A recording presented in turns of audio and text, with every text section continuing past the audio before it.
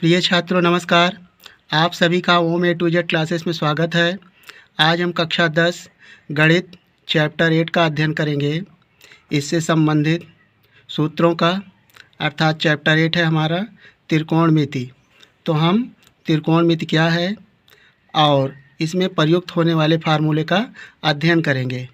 तो हम आपको बताना चाहेंगे कि प्रश्नावली 1.1 से प्रश्नावली 7.2 तक सभी प्रश्न का सॉल्यूशन आप ओम ए टू जेड क्लासेस के प्लेलिस्ट से आप उसको देख सकते हैं।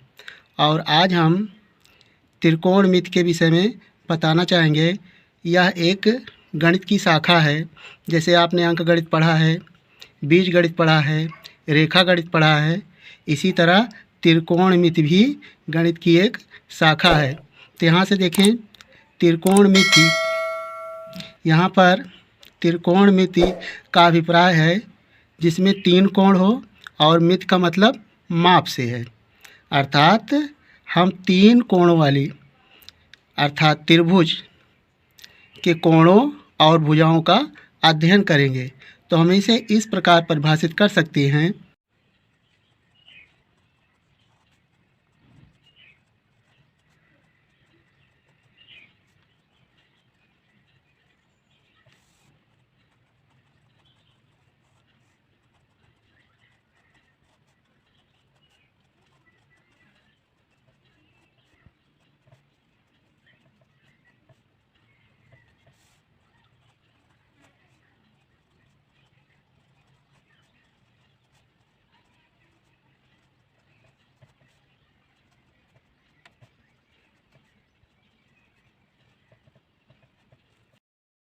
देखिए यहाँ पर परिभाषा है, गणित की वह शाखा जिसमें समकोण त्रिभुज की भुजाओं व कोणों के बीच संबंध का अध्ययन किया जाता है। तो यहाँ पर त्रिकोणमिति की परिभाषा इस तरह बताया गया कि यह गणित की एक क्या है, शाखा है, जिसमें सबसे पहले हम बात करेंगे समकोण त्रिभुज की। समकोण त्रिभुज में या कोई भी त्रिभुज हो उसमें 3 भुजा होती है और 3 कोण होते हैं। तो चूँकि समकोण त्रिभुज पर ही त्रिकोणमिति का हम अध्ययन करते हैं, तो यहाँ पर समकोण त्रिभुज एक हम बना लेते हैं। फिर देखते हैं कि भुजा और कोणों में क्या संबंध है।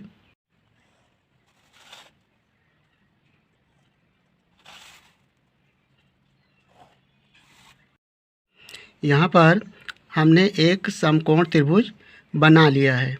समकोण त्रिभुज वह है जिसका एक कोण 90 अंश हो, समकोण त्रिभुज कहलाता है। तो यहाँ पर 90 अंश के जो सामने की भुजा है ये 90 डिग्री है और इसके सामने की भुजा कर्ण होती है, अर्थात कर्ण त्रिभुज की बड़ी भुजा है। और शेष जो आप देख रहे हैं इसका हम नामकरण कर लेते हैं। मान लीजिए ए है, ये बी है और ये सी है। तो यहाँ पर जो क्षैतिज रेखा है ये आपका आधार है।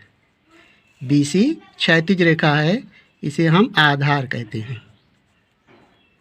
और जो ऊर्ध्वाधर रेखा है अर्थात कोण C, ये जो कोण थीटा हम मान लेते हैं, थीटा के सामने की भुजा क्या होती है, लंब होती है, अर्थात ऊर्ध्वाधर रेखा ये लंब है।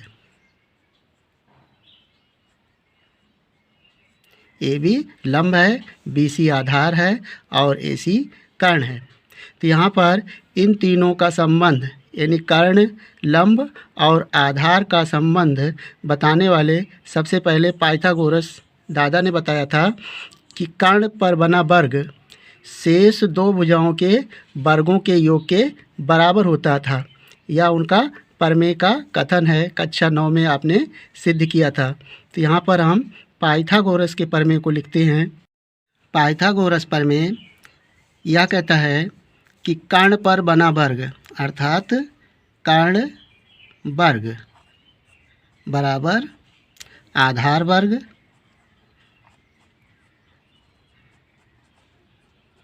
प्लस लंब वर्ग।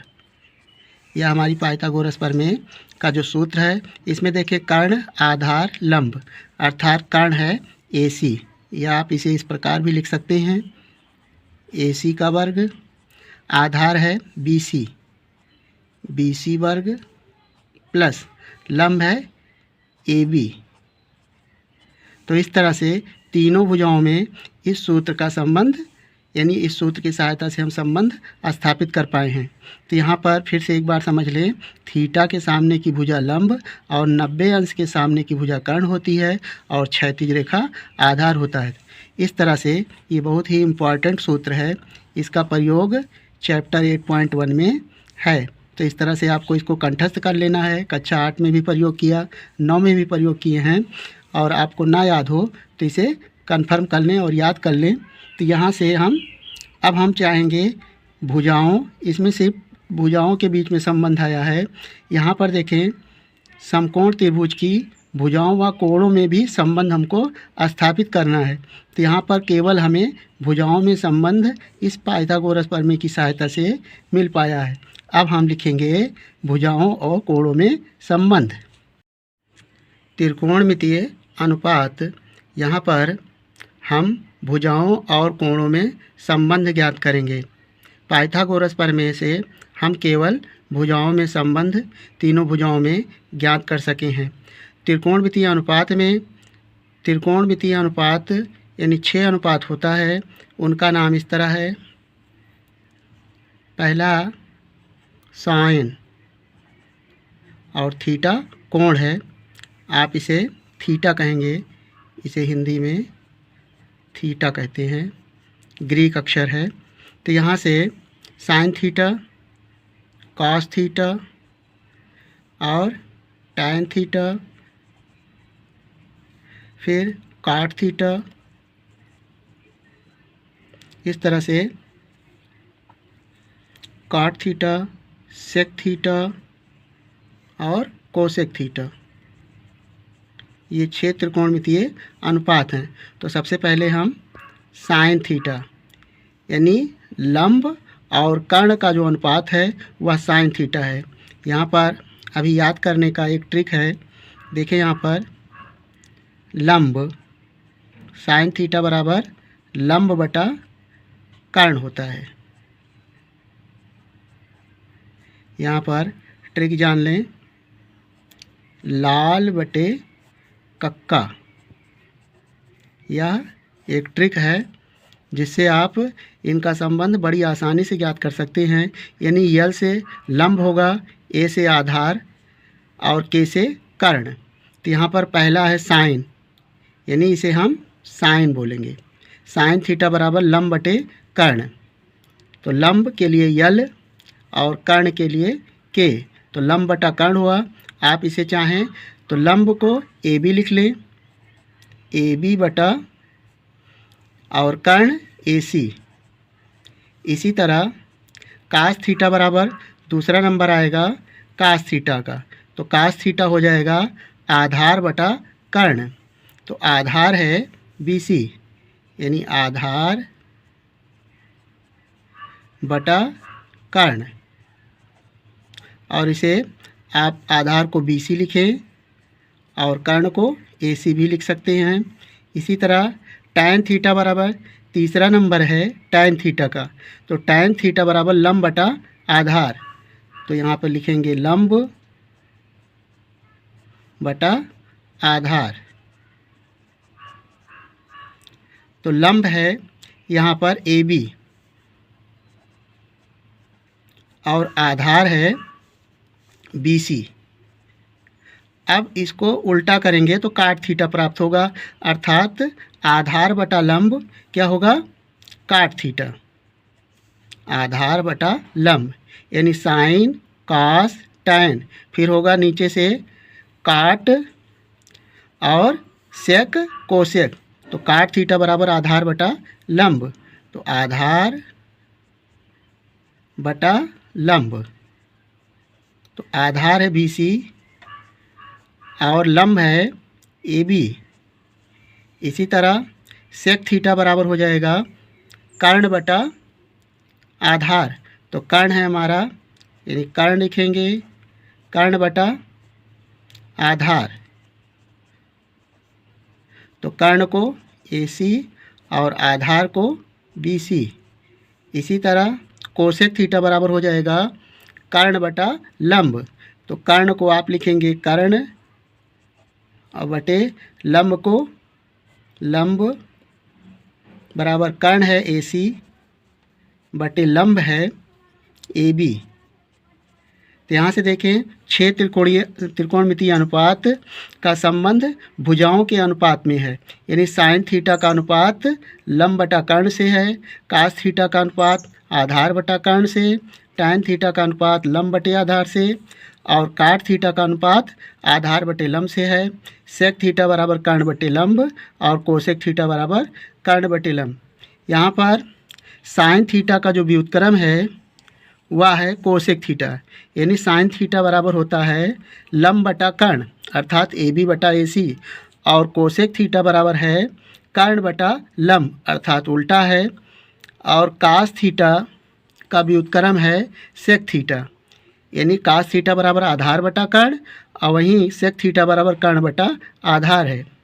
और टैन थीटा का व्युत्क्रम काट थीटा है, यानी टैन थीटा बराबर लंब बटे आधार तो काट थीटा बराबर आधार बटा लंब, यानी तीन जो हैं तीनों के व्युत्क्रम हैं। साइन का व्युत्क्रम कोसेक, कास का व्युत्क्रम सेक और टैन का व्युत्क्रम काट थीटा है।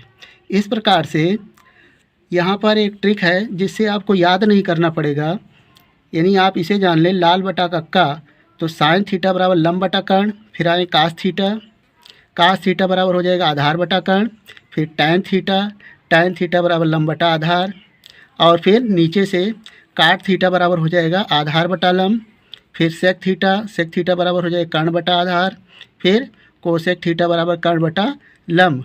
इस तरह से हम त्रिकोणमितीय अनुपातों को हमने लिख लिया। ये बहुत ही महत्वपूर्ण सूत्र हैं, आप इसे प्रश्नावली में यूज करेंगे। चूँकि यह कक्षा 10 में इसे आप पहली बार प्रयोग कर रहे हैं तो इस तरह से आपको इसे घबराना नहीं है कि यह बहुत लंबा सूत्र है। बहुत ही आसान सिंपल 2 बार में प्रयोग करेंगे आपको कंठस्थ हो जाएगा। तो इस तरह से यहाँ पर अब अन्य सूत्र के विषय में चर्चा करेंगे।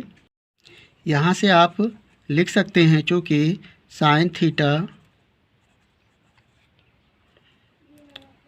कॉस थीटा और टैन थीटा का व्युत्क्रम का मतलब उल्टा, व्युत्क्रम क्रमशः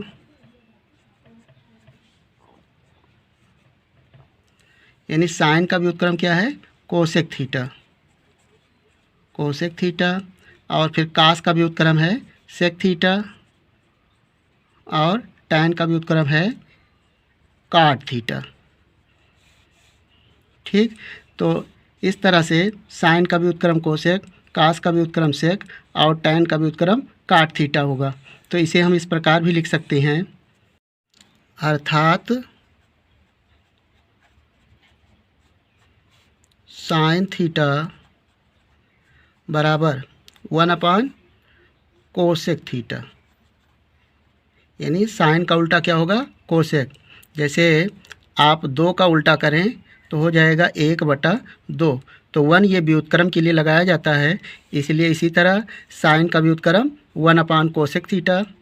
और अगर चाहें तो कोसेक थीटा का व्युत्क्रम क्या हो जाएगा 1 साइन थीटा। यहाँ से लिख सकते हैं कोसेक थीटा बराबर 1 साइन थीटा।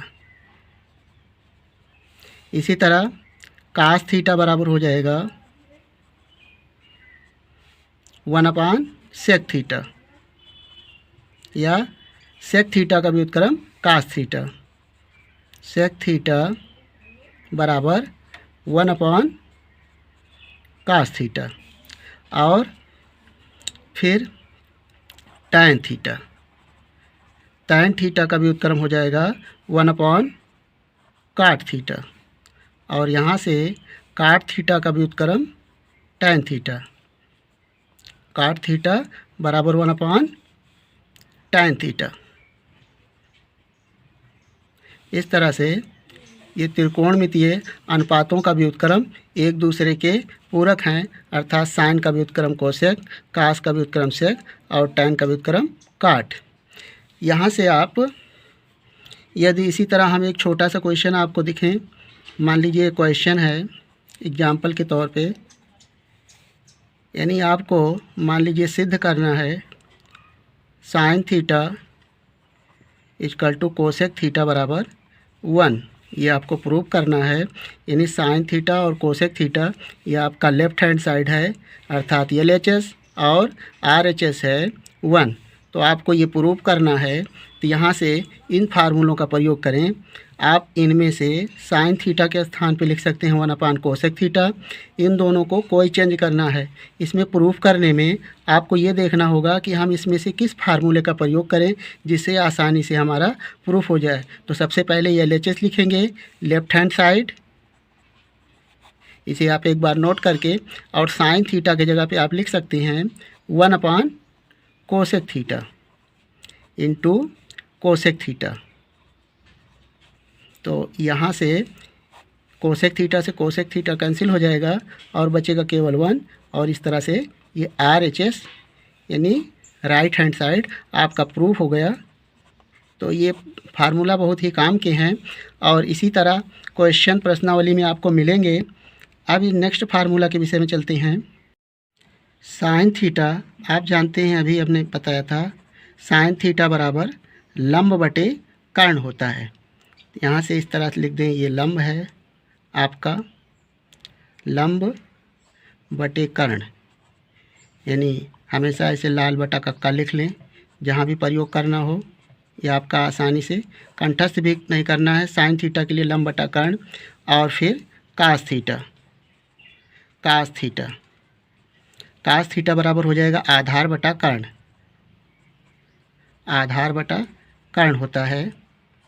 तो यहाँ से अगर हम साइन थीटा बटे कास थीटा को डिवाइड कर दें, यानी ये मान लीजिए फर्स्ट इक्वेशन है और ये दूसरा इक्वेशन, भाग करने पर क्या होगा, कर्ण से कर्ण कैंसिल हो जाएगा और साइन थीटा बटे कास थीटा, साइन थीटा बटे कास थीटा, यानी हम डिवाइड कर रहे हैं, भाग कर रहे हैं दोनों को। तो यहाँ से बचेगा लंब और बटे आधार, लंब बटे आधार। अब देखें लाल बटे कक्के में लंब बटा आधार, यानी लंब बटा आधार साइन के बाद कास होता है, कास के बाद टैन। तो यहाँ से लिख सकते हैं साइन थीटा बटे कास थीटा, और लंब बटे आधार को आप लिख सकते हैं क्या, टैन थीटा। एक ये नया फार्मूला आ गया, इसका भी प्रयोग प्रश्नावली में 8.1 में है। ये बहुत ही महत्वपूर्ण का सूत्र है। और आप जानते हैं कि टैन थीटा का व्युत्क्रम क्या होता है, काट थीटा। तो अगर हम काट थीटा बराबर लिखना चाहें तो टैन थीटा बराबर होता है साइन थीटा बटे कास थीटा, और काट थीटा बराबर हो जाएगा कास थीटा बटे साइन थीटा, कास थीटा बटे साइन थीटा। तो यह दूसरा फार्मूला आ गया। इस तरह से इस प्रश्नावली में प्रयोग किए जाने वाले फार्मूलों के विषय में अध्ययन कर लिया गया। हम उम्मीद करते हैं कि आपको इसमें बताए गए फार्मूले का हल समझ में आ गया होगा। अगर आपको कोई भी फार्मूला डाउट हो तो आप वीडियो को पुनः रिपीट कर लें और उन फार्मूलों का अध्ययन कर लें, ताकि प्रश्नावली 8.1 में इसका हल आसानी से आपको समझ में आ जाए। हम नेक्स्ट वीडियो में प्रश्नावली 8.1 हल करेंगे। वीडियो देखने के लिए धन्यवाद।